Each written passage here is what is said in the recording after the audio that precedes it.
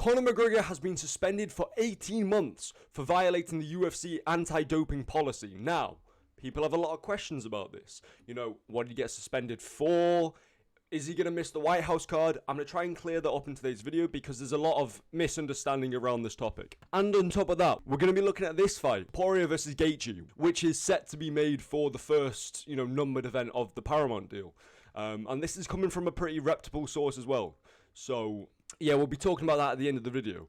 But first, Conor McGregor, he has been suspended for 18 months for violating the UFC anti-doping policy. So, we're going to read out to you. Conor McGregor has been suspended for 18 months. The suspension stems from 3 whereabouts failures, 2024, under the UFC anti-doping policy. Basically what this means is he failed to give his whereabouts to UFC drug testers in 2024, meaning that they couldn't find him to test him, which then violates the UFC anti-doping policy. It's a retroactive ban, so what this means is his suspension does not start today, as most would.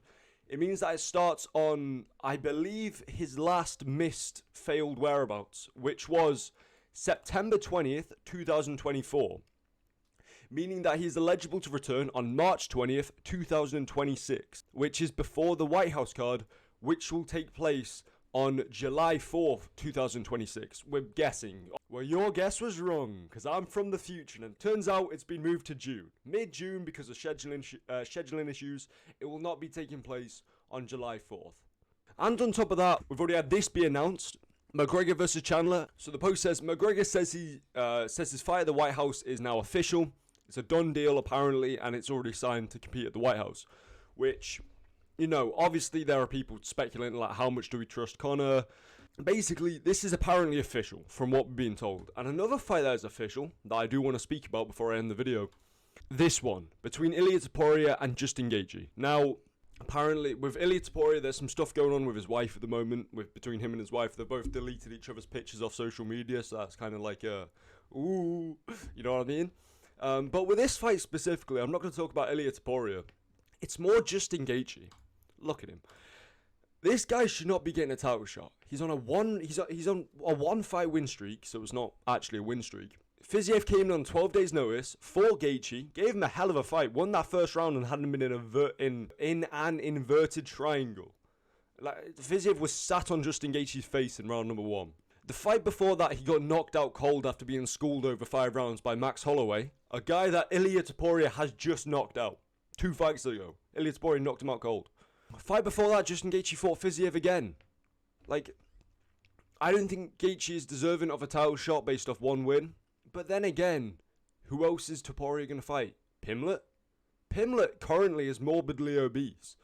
And he will not be ready for January, let's be honest. Arman's booked, and we already knew Arman Tsarukyan had to fight anyway because he pulled out of UFC 311 and completely ruined the event and changed the course of UFC lightweight history. So I guess Gaethje's the only person left, but from a technical standpoint, Gaethje is fucking terrible, let's be honest. And Ilia is going to make light work of him. Yeah, Gaethje can catch him with an uppercut, down the middle. One of those, like, Gaethje special uppercuts that he hits every single opponent with. And he does have a lot of power, but I think Ilia's different power. He's more technically sound. And plus, I think his grappling is much better than Gaethje. So even if it comes down to the grappling exchanges, which it might not even happen, to be honest, Topuria could just put him out cold on the feet. Yeah, I think Topuria's got this one in the bag, in my opinion. I wouldn't be surprised if the odds were like minus 400 Topuria. Especially because we've seen Gaethje get flatline KO'd not that long ago. So, yeah. But hopefully I did my best to clear up the Conor McGregor situation. Because a lot of people are very confused on that. I've been looking at these Instagram comments and they've been pissing me off. So hopefully I did my best to, explain that.